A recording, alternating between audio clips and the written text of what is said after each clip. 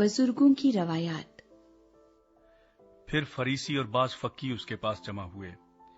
वो यरूशलेम से आए थे और उन्होंने देखा कि उसके बाज शागिर्द नापाक यानी बिन धोए हाथों से खाना खाते हैं, क्योंकि फरीसी और सब यहूदी बुजुर्गों की रवायत के मुताबिक जब तक अपने हाथ खूब धो न लें नहीं खाते, और बाजार से आकर जब तक गुस्ल न कर लें नहीं खाते, और बहुत सी और बातों के जो उनको पहुंची हैं पाबंद हैं, जैसे प्यालों और लोटों और तांबे के बर्तनों को धोना।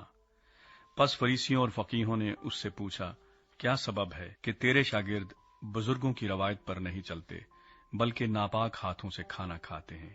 उसने उनसे कहा, यसाया ने तुम रियाकारों के हक में क्या खूब नबुवत की, जैसा कि लिखा है, ये लोग होंठों से तो मेरी ताजीम करते हैं, लेकिन इनके दिल मुझसे दूर हैं, और ये बेफायदा मेरी परस्तिश करते हैं, क्योंकि इंसानी अहकाम की तालीम देते हैं।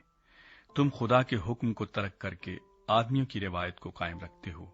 और उसने उनसे कहा, तुम अपनी रवायत को मानने के लिए खुदा के हुक्म को बिल्कुल रद्द कर देते हो, क्योंकि मूसा ने फरमाया है कि अपने बाप की और अपनी मां की इज्जत कर, और जो कोई बाप या मां को बुरा कहे वो जरूर जान से मारा जाए। लेकिन तुम कहते हो, अगर कोई बाप या मां से कहे कि जिस चीज का तुझे मुझसे फायदा पहुंच सकता था वो कुर्बान यानी खुदा की नजर हो चुकी, तो तुम उसे फिर बाप या मां की कुछ मदद करने नहीं देते। यूं तुम खुदा के कलाम को अपनी रवायत से जो तुमने जारी की है बातिल कर देते हो, और ऐसे बहुतेरे काम करते हो।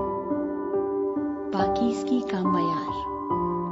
और वो लोगों को फिर पास बुलाकर उनसे कहने लगा, तुम सब मेरी सुनो और समझो।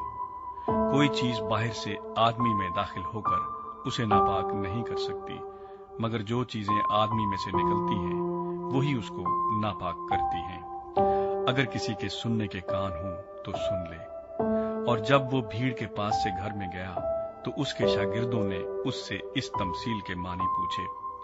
उसने उनसे कहा, क्या तुम भी ऐसे बेसमझ हो? क्या तुम नहीं समझते कि कोई चीज जो बाहर से आदमी के अंदर जाती है उसे नापाक नहीं कर सकती, इसलिए कि वो उसके दिल में नहीं बल्कि पेट में जाती है और मजबला में निकल जाती है। ये कहकर उसने तमाम खाने की चीजों को पाक ठहराया। फिर उसने कहा, जो कुछ आदमी में से निकलता है वही उसको नापाक करता है, क्योंकि अंदर से यानी आदमी के दिल से बुरे ख्याल निकलते हैं, हरामकारियां, चोरियां, खूरेजियां, जिनाकारियां, लालच, बदियां, मकर, शहवत परस्ती, बदनजरी, बदगोई, शेखी, बेवकूफी, ये सब बुरी बातें अंदर से निकलकर आदमी को नापाक करती हैं। एक गैर यहूदी औरत का ईमान। फिर वहां से उठकर सूर और सैदा की सरहदों में गया और एक घर में दाखिल हुआ, और ना चाहता था कि कोई जाने, मगर पोशीदा न रह सका, बल्कि फिल फौर एक औरत जिसकी छोटी बेटी में नापाक रूह थी उसकी खबर सुनकर आई और उसके कदमों पर गिरी। ये औरत यूनानी थी और कौम की सूरफिने की। उसने उससे दरखास्त की कि बदरू को उसकी बेटी में से निकाले। उसने उससे कहा, पहले लड़कों को सैर होने दे, क्योंकि लड़कों की रोटी लेकर कुत्तों को डाल देना अच्छा नहीं। उसने जवाब में कहा, हाँ खुदावंद, कुत्ते भी मेज के तले लड़कों की रोटी के टुकड़ों में से खाते हैं। उसने उससे कहा, इस कलाम की खातिर जा, बदरू तेरी बेटी से निकल गई है। और उसने अपने घर में जाकर देखा कि लड़की पलंग पर पड़ी है और बदरू निकल गई है। बहरे और गूंगे की शिफा। और वो फिर सूर की सरहदों से निकलकर सैदा की राह से दिकुपलस की सरहदों से होता हुआ गलील की झील पर पहुंचा, और लोगों ने एक बहरे को जो हकला भी था उसके पास लाकर उसकी मिन्नत की कि अपना हाथ उस पर रख।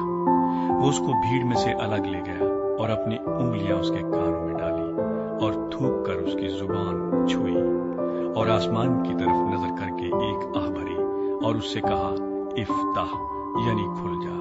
और उसके कान खुल गए और उसकी जबान की गिरा खुल गई और वो साफ बोलने लगा। और उसने उनको हुक्म दिया कि किसी से न कहना, लेकिन जितना वो उनको हुक्म देता रहा उतना ही ज्यादा वो चर्चा करते रहे। और उन्होंने नहायत ही हैरान होकर कहा, जो कुछ उसने किया सब अच्छा किया। वो बहरों को सुनने की और गूंगों को बोलने की ताकत देता है।